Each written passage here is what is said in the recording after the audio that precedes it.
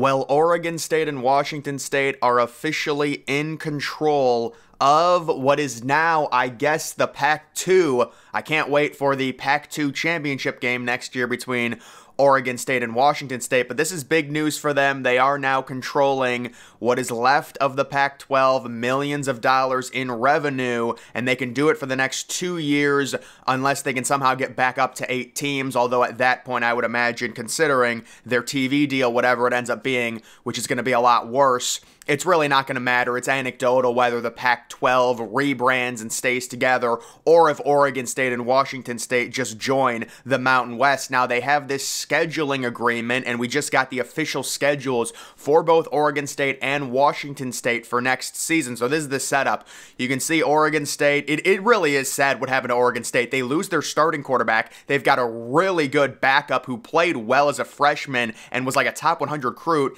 They lose him as well. And they lose their young and up-and-coming head coach. They're getting a terrible deal, but this is a big win in court for Oregon State to control that much money and keep the Pac-2 together and get that revenue, that playoff shared revenue for at least the next few years. But let's look at their schedule. FCS, they're on the road at San Diego State. They're still doing the Civil War with Oregon. They host them. That's the third week. And then look at this, another non-conference game against Purdue at California. So, you know, you can call it, I guess all of these are non-conference games at this point. And then there's their one conference game, Washington State at home, and then the scheduling agreement with the Mountain West at Boise State, at Air Force, at Nevada. They host Colorado State, San Jose State, and UNLV. So this is a de facto Mountain West team at this point. Both Washington State and Oregon State are. It's just not on paper. On paper, it is still, you know, part of the Pac-2. It is technically still a conference, and it can be a conference for a few years,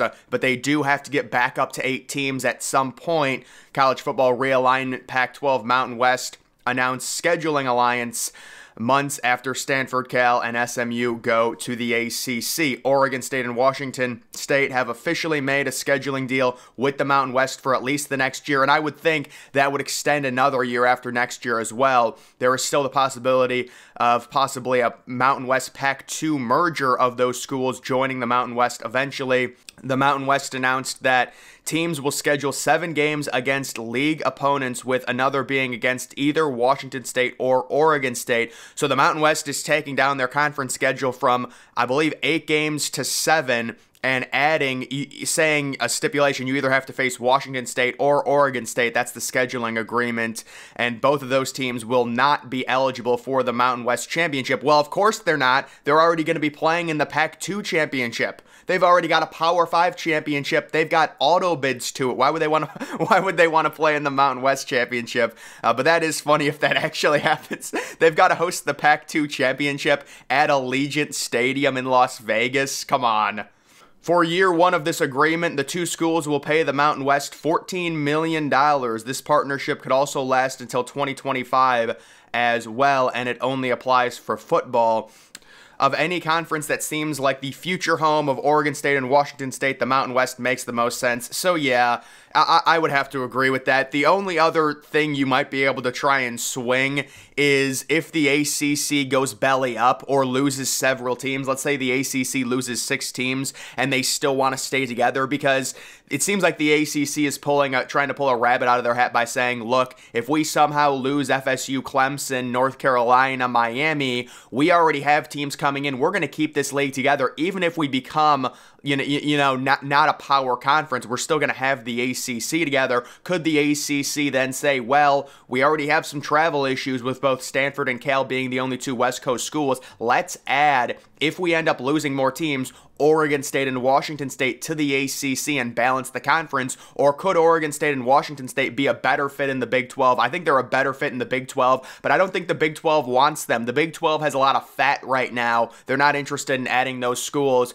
in my opinion. They might try and do something for basketball, like adding Gonzaga, which would make them even more of a powerhouse. The Big 12, just a crazy good basketball conference right now, with Houston joining especially. But this situation, it does seem very likely they're going to join either the Mountain West, or maybe they'll get lucky with the ACC. But at that point, the ACC would be a de facto mid-major conference if they end up losing FSU, Clemson, some of those other teams. It's all speculation on what happens with that. Something is going to have to happen, though. I don't know which summer it's going to happen. They're going to have to renegotiate something. A lot of those upper teams are just not going to take that deal that they have currently, and they're going to do some way to try and get out of it, whether it's through an exit fee, because the money is just so lopsided in favor of the other conferences. But either way, that is the current situation in regards to Oregon State and Washington State. They do have a scheduling alliance with the Mountain West next year. They are not going to be eligible to make the Mountain West Championship game. They are still members of the Pac-2. They still want all of that money, all of the revenue that comes from that,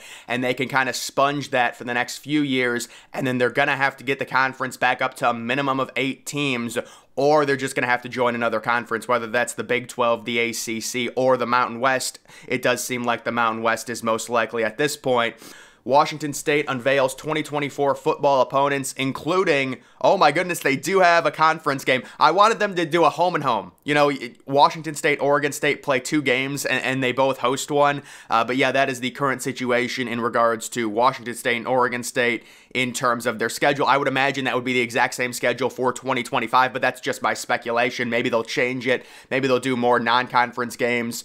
Either way, there's a few other things I wanted to talk about. So this is very interesting. Georgia is losing pretty good young defensive players, especially. There's a 5-star edge rusher, 2 5-star former cornerbacks, a 5-star linebacker, a high 4-star corner, a high 4-star linebacker. They are losing a lot. Now, when it comes to the portal, context is very important because it seems like a lot of people overreacted to Ohio State losing a bunch of players when in reality, those players, they just were never going to play, and they were juniors, seniors, they wanted to play. It makes sense. Same thing with like Brock Vandegrift. You see, oh my goodness, a 5-star QB is entering the portal for Georgia. Understand the context of this kid being on Georgia for 3 years. He's not starting.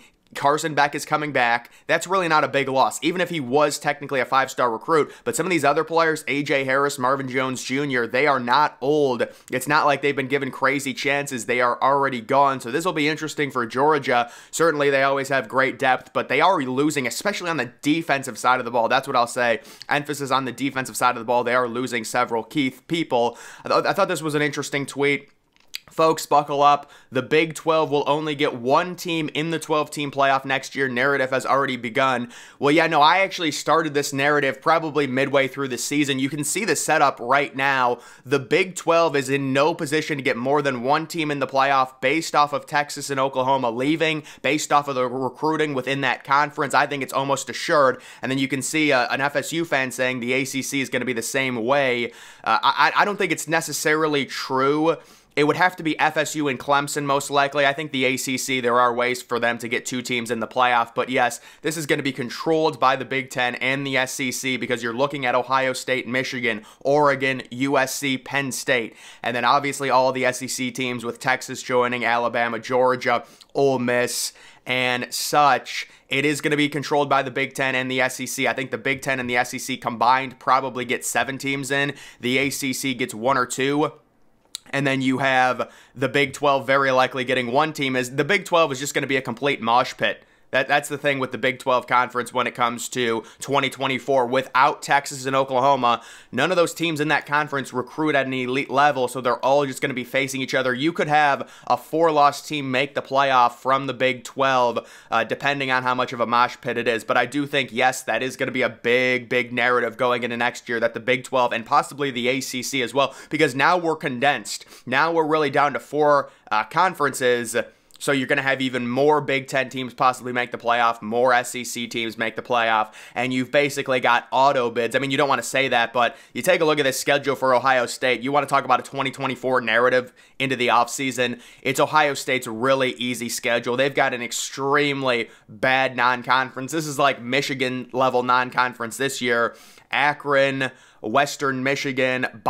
So now the other thing I will say, just to let you guys know, because of the way the college football calendar falls next year, every team gets a double bye next year. It happens one every, I want to say, 6 years, just based off of like how early the season starts. Oh, you can see August 31st. And then it's just kind of weird how it works, but every team will get a double bye. So you can see Ohio State getting a bye week 3, and then they get Marshall. So that's a terrible non-conference. They face Michigan State, We'll see what Michigan State is next year, but that's very winnable. They get Iowa at home, so that's an easy game because it's at home. And then you can see their tough game at Oregon. But I'll probably go over schedules at a later date. This is just to show you kind of the narrative surrounding Ohio State. Whatever quarterback they start, they're going to very likely be starting off 5-0, 6-0 going into that Oregon game. But either way, guys, that's just the situation surrounding Washington State, Oregon State. I would say right now, if I were to do some betting odds or something like that, you'd have to say about a 70% chance they end up going to the Mountain West. That would be my opinion, unless there's some stipulation to where if they change the wording of it and they poach some of the Mountain West teams, they can make more money by keeping the Pac-12 alive. But that would be more of a legal situation because a lot of the Mountain West teams that would leave that conference are going to have to face some type of exit fee. Would it be worth it? Would it not be worth it? It just depends, if they can somehow keep and resurrect the league, which turns into it really doesn't matter. It's anecdotal whether you call it the Mountain West or the Pac-12 or the Pac-8 or the Pac-10.